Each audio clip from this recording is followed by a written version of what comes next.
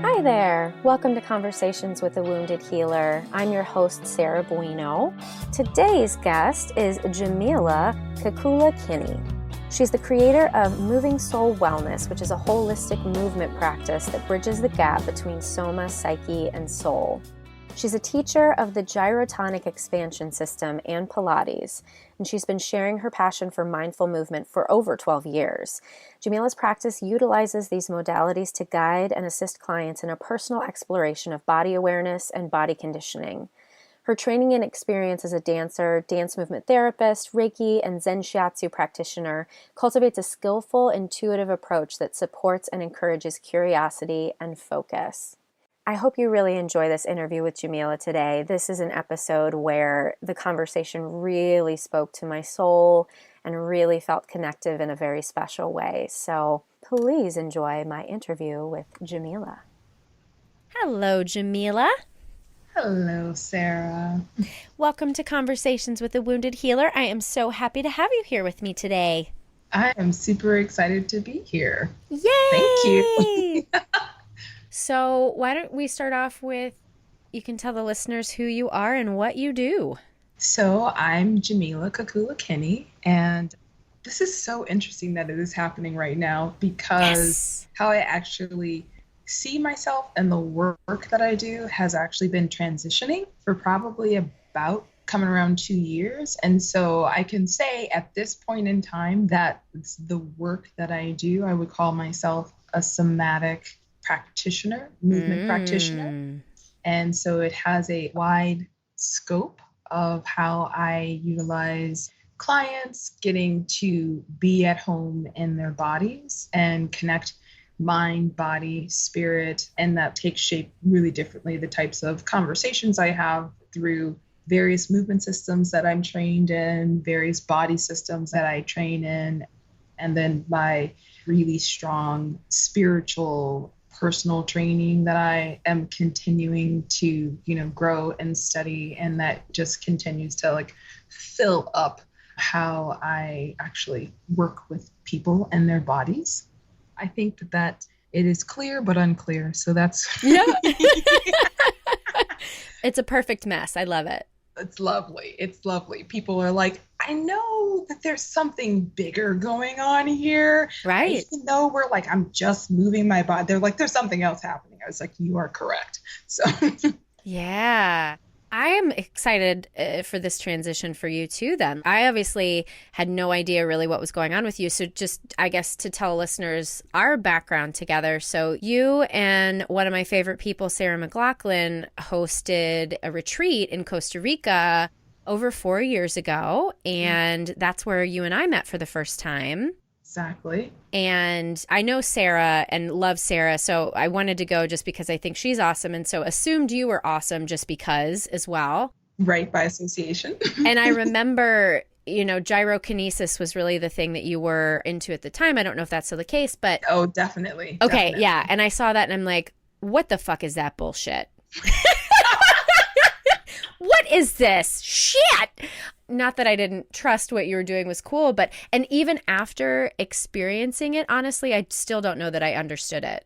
Yeah, so gyrotonic and gyrokinesis are part of the gyrotonic expansion system, and I am a pre-trainer, which is like the first teacher trainer level.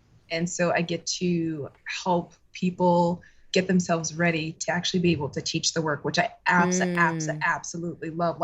Big old, oh my God, I always feel energetically hugged whenever I am leading a teaching.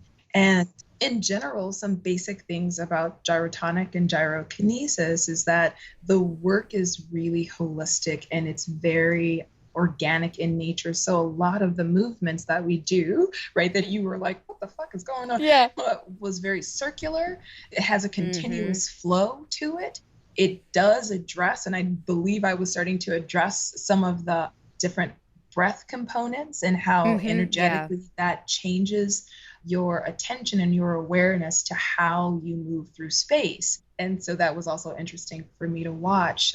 and be a part of when I was, leading group. But it's an amazing system that has been around like actively since the 80s for dancers. And then it's kind of moved out into rehabilitation for various types, as well as sports training. And then just like how I like to use it, of course, is like maintenance and actually connection for longevity in your life. And so it's really helpful to actually work in a kind of recuperative state, I like to call it, and teach the high level dancers that I work with, of course, is like how to actually be aware of the subtleties of your body, right? You're not always performing, and it's like, you're right. not like, for you, you're not always a therapist. You're not always this, you're not always that. But what you are is that you are a body, right? And you have a body, and you should be connected to your body. And actually, you should have a really nice way to be able to recuperate from the day, recuperate from the week and from other stresses, and find ways so that you can really find like a way to harmonize,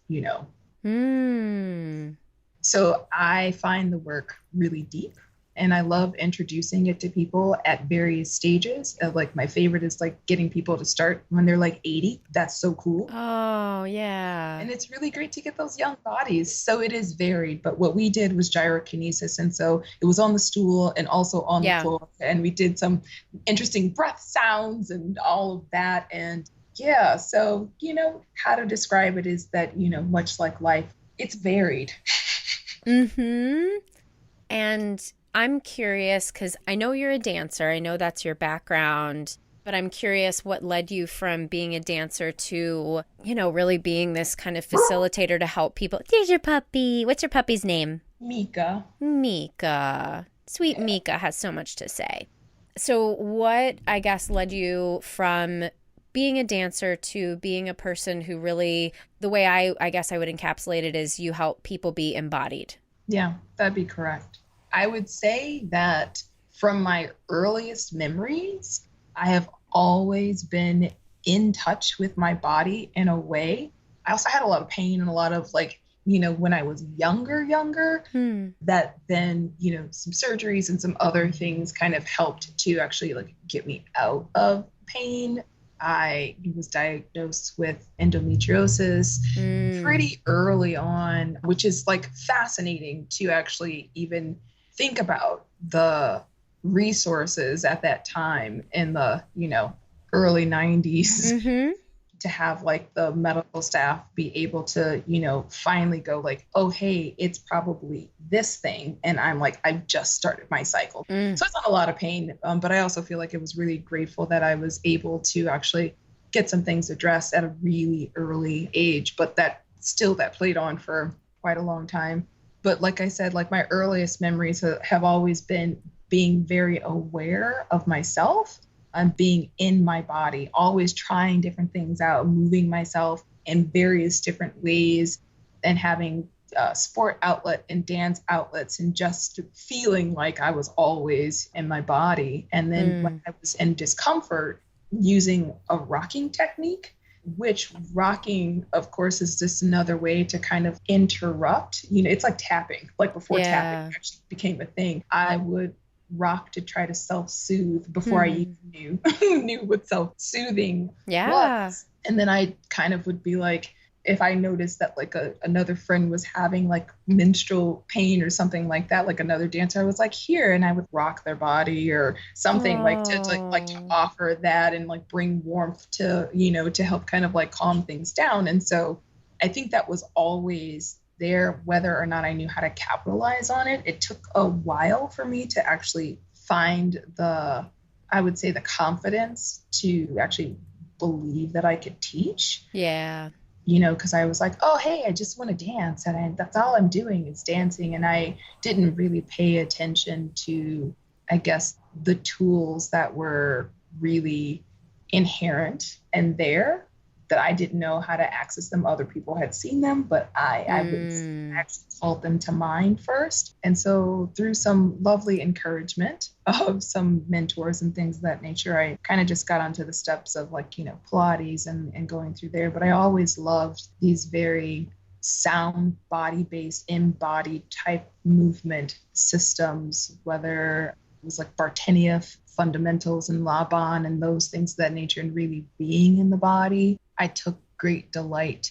And body mind centering, which is, they have like various ways of actually looking at the body, from like moving in a cellular way and moving in, a bony kind of way. These ideas, they just made sense to me in my body. And so I was always interested in those kinds of things. And so some kind of way they got me. I was led to actually, jump into the realm of, teaching Pilates, and then my yoga studies and all of that just started to blend in my study for energy through Reiki. That it all just started to blend. And basically, I am a student for life. I love learning. And so I just keep acquiring more information, because I also feel part of my work is that when I acquire information that empirically works, is that I then disseminate that information and share that with my clients. It's super important. I'm like, try to be generous with the offerings. It's like, if I'm spending time with you for that hour, that is your hour. I'm not thinking about someone else or whatever. That's the time that I'm spending with you. And so I hope I answered your question in some kind of fashion. Yeah. Well, what I'm really hearing is that this was a natural gift, and it maybe took an outside eye and a bit of a nudge for you to acknowledge that gift, but that this is really what you were supposed to do all along. Pretty much, I would say yes. And where I am in the stage of the game now is fully owning that. Yeah. And unsure of what that actually looks like, because I am doing so much shedding of thought forms, prior thought forms, negative thought forms, limiting thought forms, and actually like bringing them up and addressing them and writing letters to them and crying with them and giving them a voice and a seat at the table to actually like spend time with them, which is sometimes really depleting. So it's like, talk about going through it, not to mention like with all of these retrogrades and everything happening, and Lord have mercy, since last year, it's like intense. It's like, your life is going to change. And I was like, oh my God, it's happening. My outlook is like, shit isn't always going well. However, the way that I actually look at it and the way that I feel about my quality of life is so different than like a former version of myself who was doing protecting and being unaware of where she really needed to stand in space and in the room. And so now it's just like I let all that emotion come in, and I cycle it, and I look at it, and I write and I dance it out, and I just feel like something is happening. All of this change is occurring, all of these things that I haven't necessarily given space to, where it's like, I kind of knew that they were there, but it's like, look, you really need to get your shit together, because if you don't have your shit together, this next jump that's going to be taking place, and whenever you actually bring this thing forwards, it's going to have repercussions. And I heard that message loud and clear, that there was like, this year, you have to address all these things. And I got the message from the universe, and I got the message through my, my meditations and all of that. And I'm like, yeah, I'm deep diving into so much work and a lot of illumination and forgiveness and acknowledgement, really, all of that. I'm just sitting here smiling in a knowing way. You really eloquently, I think way more eloquently, encapsulate what I feel like I'm experiencing, what a lot of my friends are experiencing. I feel like, too, I almost want to say that this is really a process that a lot of women or female identified people are going through at this time, because I've got some other male colleagues and I don't hear that from them, but I hear this from women, and I think there's a rising right now, and we're all going through this kind of cocoon period, and we are gonna be fucking butterflies flying out of people's butts. Yeah. I mean, like, get ready. So yeah. So You're not alone. And I imagine you've been tapping into your support systems, but just kind of want to let you know from my perspective too. Yeah, I'm in it with you. Yeah, I'm like, I can't say that I don't have like those who are like really closest to me, like watching them in various age groups, right? As well, that are also having this very type of awakening. And that's what I think it is. It's another call to actually see what else is there. Yeah. You know? So they are ready. Yes. Ready for us. Absolutely. And I've just found myself, I can't get enough spiritual connection right now. I've been, and my husband will tell anyone, I'm buying crystals like it's my fucking job. Because I found on eBay, I can fucking get great deals. And so like, seriously? Yes. On eBay? I've never checked. I have some people that I follow on Instagram that I purchase my stuff from. That's so cool. I do it on eBay because you can get shit for like $5. Yeah. So it's been crazy. And my brother came over once and he looks around and he's like, what's your crystal budget per month? And I'm like, there is no budget right now because, dude, I need all the connectivity that there is. That's so funny. I had that experience. And I mean, like, my budget is like small, but there was a period of time where I was just like, okay, yes, I need this. And I have like a divination deck of that actually where you can learn about different crystals. And I use that and I pull that out sometimes, which is really great because it's like, okay, write this down and then like go to Dave's and like, yeah. You know what I mean? And it's like, okay, and then feel it. How does it feel in my hand? But the thing that I use regularly, of course, is my somatic meditation practice. And that is always my go-to. And then I have a tarot deck, which is the Mary L. tarot deck, which is super, super powerful. I knew when I had seen it, I had a couple of decks in mind, and then I saw it on Amazon, and it literally spoke to me across the interwebs. And when I got it and I pulled my first reading, and I was like, fuck. Wow.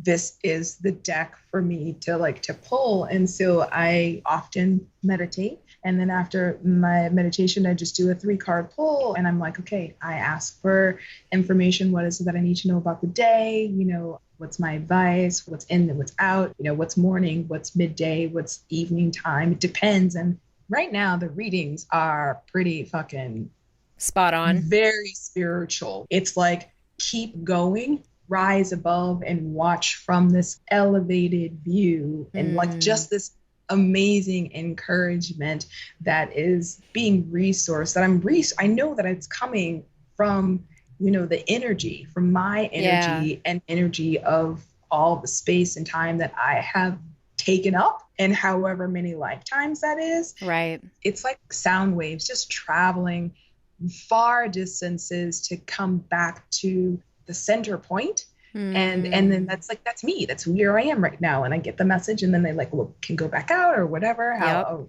It's really, really cool. And that's like my personal practice that I have. And I just, you know, notes about that. And then I am doing lots of writing. And so that's just getting to see like, ooh, these voices, they're my voices and they're all like coming together. But wow, it is an elevated voice in a way that I had only seen, you know, it's like it is the coming up and the fullest expression of your Buddha nature.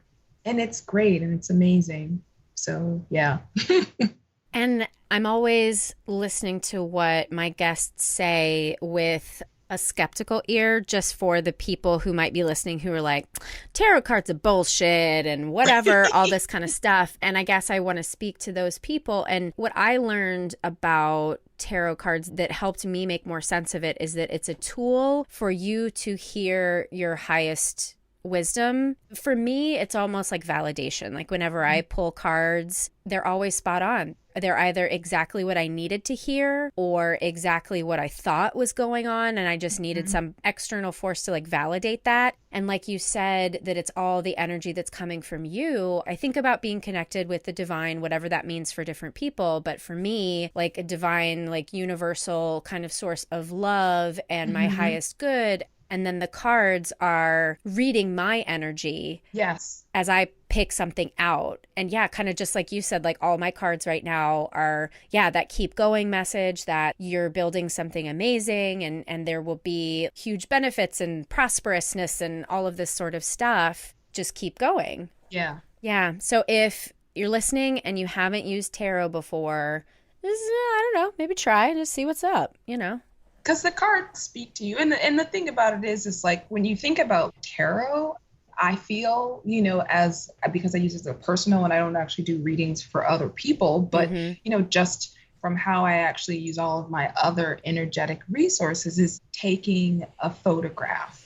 It is a snapshot for where you are at that moment in time when you pull a card.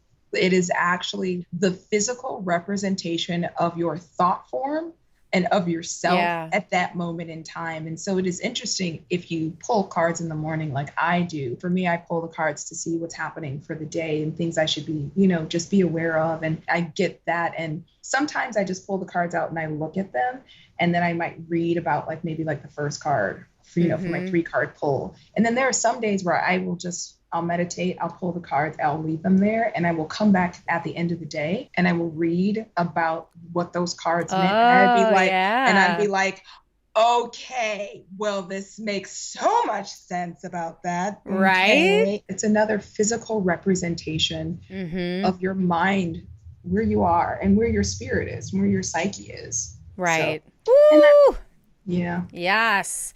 Well, let's shift into some of the healing talk because I'm really curious what your response is to this question. But do you find yourself connected to the word healer in the work that you do? And if so, why? And if not, why not? Okay. So when we first met, I would have said yes, that I connect to that word healer.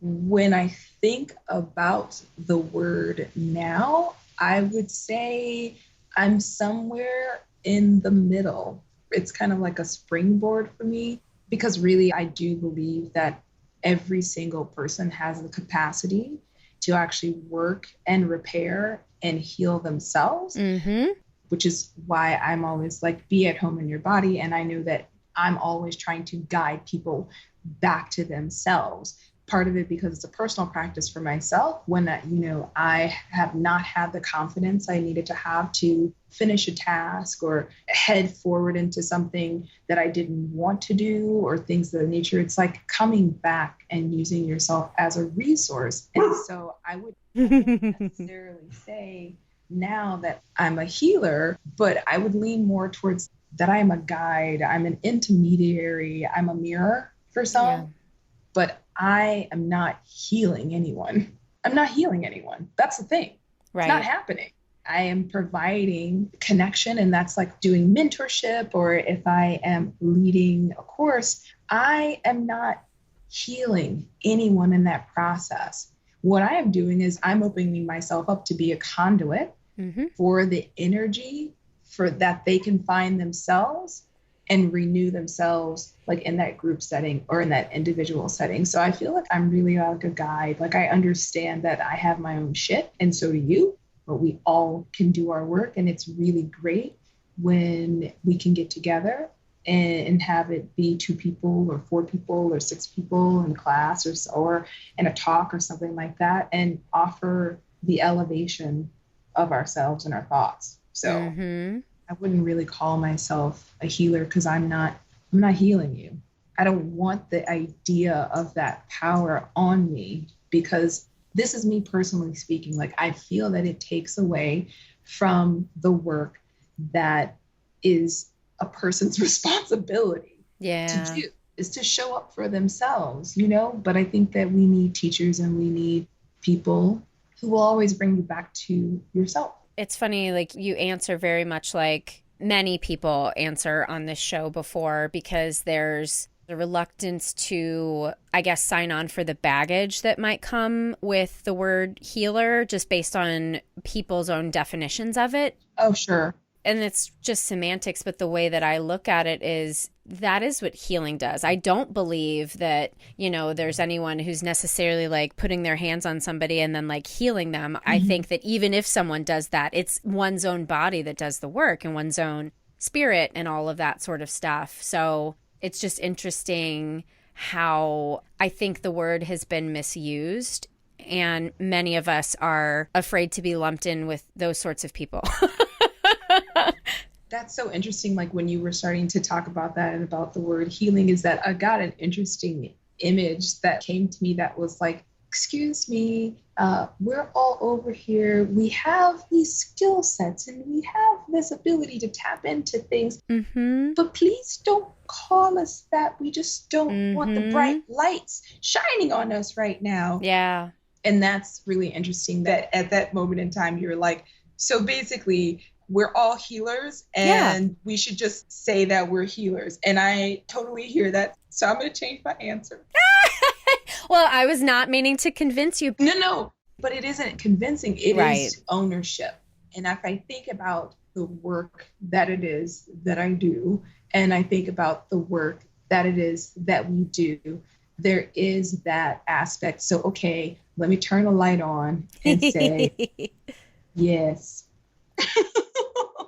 Because it is true. Yeah, I see that. I saw that image come up and I was like, all right, I see. Okay. Yeah. And I guess for me, I've really struggled personally with how to walk that line between humility and gratitude and being conceited. I want to take ownership of my gifts and everything that I bring to the world. And I think I bring a fuck ton, but then there's socialization that says, no, you can't do that. There's society that says, no, you can't do that. My mother's voice in my head says, no, you can't do that. And I'm trying to, I guess part of, my therapy and putting this podcast out is finding people who will join me in owning this word, Yeah. And that's why it was like, I got the image, I got the vision, I heard your words, I heard the power behind them. And it's like, this is the thing that happens. Don't minimize what it is that you do, because really, then it's always like when you talk about to people who don't believe you, right? Or believe in the work.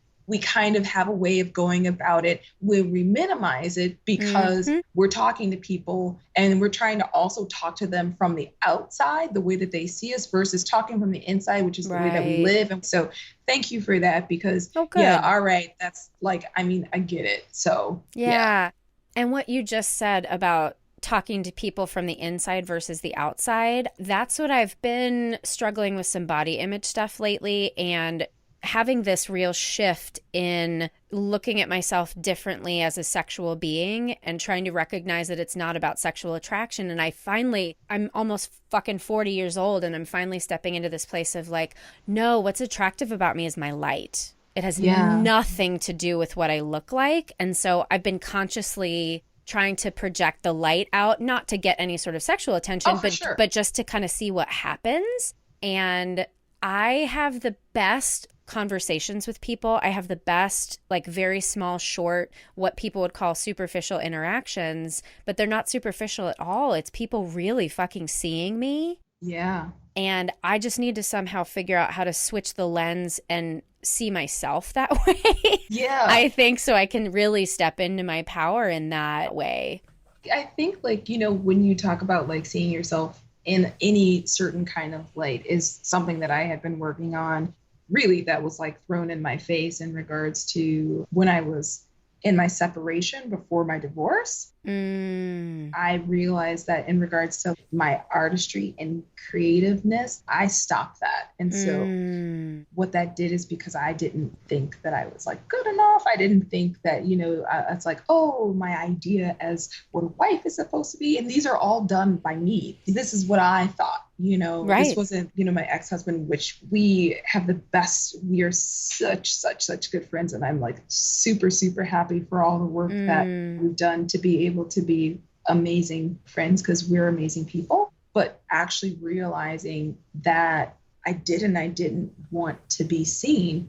And now talk about so many tears crying, like in my apartment, when I realized that not even in my marriage did I actually want to be seen as the creative, vibrant person that I'm like working my ass off to be right now and really stepping into. Is like, why did I do that to myself? It happened, right? It was a moment, as in years. Yeah. So what I guess I would just say to you is go towards what are those questions and what are those resentments and what are those things that you have going on where it's like, why can't I be seen? Or what are you hiding that you don't want to light up? Well, it's funny that you asked that. I know the answer to the question. I have this very loud victim part of me that is what wants center stage. And there's such a comfort, a historical comfort in playing that victim role, because that's how people got attention in my family. Yeah. Is to be a martyr, to be a victim. And I was having this really intense experience last night. You know, I was crying and feeling like I'm not good enough, and I'm getting messages everywhere that I'm not good enough. And then, you know, thinking to myself, what do I want? What do I want? And I was like, I want someone to tell me that I'm doing great. And then I realized people are fucking telling me I'm doing great and I'm not taking it. Right. Like, that's my fucking victim shit getting in the way. And that piece, I guess I just need to be giving more love and really, like, at least letting that piece say its part. Yeah, girl, bake her ass a pie and let her sit down. Yeah, because she clearly has an agenda that is not being met right now. And she's getting in the way of me actually being able to fucking execute. Yeah. Right? Woo! So speaking of all of that, you kind of went right into the wounded healer part of this and talking about, you know, the ways that you've, I don't want to say suffered, because I feel like people who use the term suffering in Buddhism get it. And then in the psychotherapy world, we say that, you know, pain is inevitable, suffering is optional. So however you might use the term being in pain, but you talked about, you know, going through your divorce and that really shining a light on the work you needed to do. Yeah, I'm just curious, that word wounded and wounded healer, how that sits with you. I feel nothing. Nothing. I'm like, okay, yeah, sure. But I'm neutral to it. It doesn't actually affect me in any sort of way. Yeah, it's funny because, you know, I ask these questions of all my guests, and there's usually a strong reaction to one or the other and an endorsement of one or the other, but both seems really too hard for people to hold. So it's just fascinating to ask the same questions over and over and get a trillion different answers and pick out the similarities. Yeah. Yeah, but it sounds like just the way that you describe your work, it would be my observation that I don't know that you could work in this way without being in touch with your own wounds. Absolutely. Had I not gone into this deep curiosity of myself based off of familial deaths and grief structures, family systems, and seeing how people dealt with that, and then seeing how I was dealing with that in response to that, and seeing how I, you know, was showing up, is that when I ask myself the deep questions, and I am a deep thinker, I like to ponder, where is my place in the world, you know, as I am in this version of myself that I'm aware of. All of that basically just has led me to going like, okay, you need to take action. It's not a theoretical thing, Jamila. Like, you studied therapy, sure, but did you believe that it was gonna work? Like, you have to keep applying yourself. And so it's like finally investing and actually doing the work for myself and not seeing it as a theoretical kind of question, but putting it into action. That is really where the shit hit the fan in all kinds of ways. So it wasn't, shit is still like going crazy. But at the same time, it is that beautiful mess that can sometimes, you know, leave me up crying, sobbing for many hours that I have to like just scribble and write at the same time, because I can't do anything but have this profound response to whatever is going on in life and whatever is going on in my life, or whatever lessons I have really grasped and how that has impacted the way that I actually move through life. And really a lot of that hits home when I see my own limiting thoughts when I see the self-sabotage. And that was like a huge thing for me this past year. Let's look at the ways that I self-sabotage. Yep. Oh, look, that is an interesting bill. Yep. Do you actually want to pay that bill? I don't know. Why did you not open that immediately? Now you're looking for that and whatever, and you got a phone call, or it's like, oh, you wanted to apply for something and then you waited until the very last minute. That was self-sabotage, and oh, you didn't go out, I mean, it was like incredible to actually see all these small ways that I was like self-sabotaging, and I was like, oh my God, this is crazy. It wasn't the big ones. I knew what I was doing when I put the mail away without opening it. I knew that. I was like, yeah, girl, I know. But it was the small ones where it's like, ooh, you probably should have gone and gotten that doctor's appointment, because now, yeah, I mean, it's small things, medium-sized things. That was really eye-opening to see this pattern of minor self-sabotaging behavior. And it was like, stop being so rude.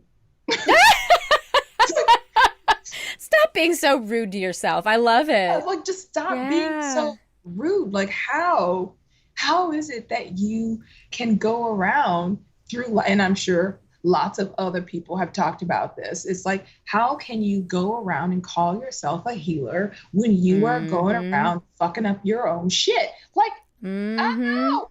These are questions that we often ask ourselves and only talk about it in private. Right. And that's the other reason I wanted to do this podcast too, because I've, worked with enough people as a therapist where I keep hearing the same stories over and over. And I've come to realize none of us are unique in that way. The pain that we struggle with, psychology is a thing for a reason. Human behavior is fucking predictable, and we all do the same shit. And yeah, pretty much every single person talks about imposter syndrome in one stage of the game or the other. That's exactly what that is. And that fear of, oh, if they only knew that, I was doing whatever at the end of the day, that no one would listen to me. Right. It is not cool to sit in a place of fear. You don't make good, valued decisions. No. Right. From a place of fear. You are always trying to claw your way out from the last fear-based interaction and decision-making series that you did from the last time. Like, yeah. And when I think about people that I want to do my work with, who are healers for me, I want to know that they've been through some shit. I want to know that they have felt as fucked up and crazy as I have. Otherwise, I ain't going to trust you. I believe that. Please let me know that you are a human. You're not a cyborg. Right. Thanks so much. Thanks. Next. Thanks.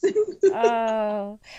Well, I want to be mindful of time and start wrapping things up, but I'd love for you to tell listeners, like, who should come to you? What sorts of people with what sorts of issues should get your services? Yeah, thank you for that. Always be marketing, Jamila. Always be marketing. Again, this is me working. This is me working, right? MovingSoulWellness.com is where you can find me. And I would say I really work well and offer space for people who are curious about themselves, and not because like they're already in shape. If you're in shape, that's fine. That's totally fine. It's great. I love working with people too, because there's always something to gain, and kind of like, how is it that you actually motivate yourself, or how is it that you put up a roadblock or self-sabotage yourself from, staying in what might be a difficult body responsive moment, right? People who are curious to see what they can learn about themselves and from themselves in a one-on-one situation, it would be really great to just expand your mindset and actually to work with the longevity of your body. How can you really, really be mindful and holistic and connected in your body so you can do all the things that you want to do, that you're curious about how you can support that for life. So anyone. Basically. Yeah. Anyone, really. Cool. And I feel like we talked about a lot of really big things today, but is there anything that we didn't talk about that you really want to make sure to share with listeners today? I feel like the thing that happens a lot in regards to pain, for instance, like physical pain, which of course I work with therapeutically. And what I would say with that, which is difficult for some people to grasp, is like your pain is there, and like how much time have you actually given your pain to actually speak to you? Not speak to you because this body part is calling your name, but it's like, where else do you feel that type of, that thread, that pain in your body? Because oftentimes where you feel it in the acute stage is really a symptom of something larger that's happening in your global body. And so getting to work with people who understand that and can help bring that to light, whether it is somatic movement, gyrotonic,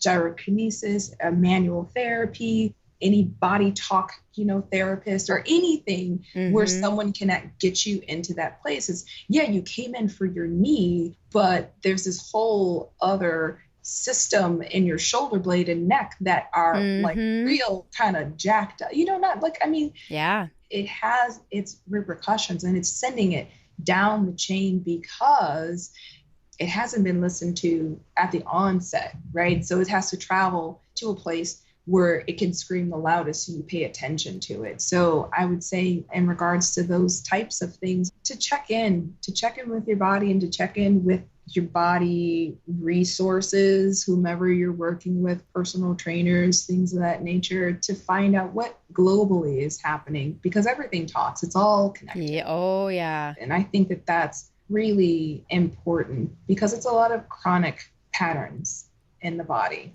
that show up from thought forms, and some of the stuff that is, systemic, that doesn't have anything to do with like the way that you think. It's just part of you happen to show up in the world, and recognizing that some of it is how you use your body, and some of it is how you think about using your body, and some of it is that's just how you were born.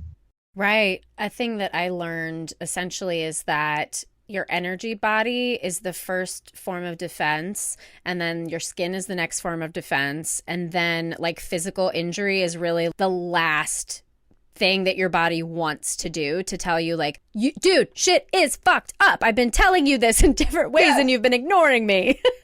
Yes, Donna Eden, she'll tell you about that in the energy body. So and Carolyn Miss, she will not mince words in her books when she talks about that stuff.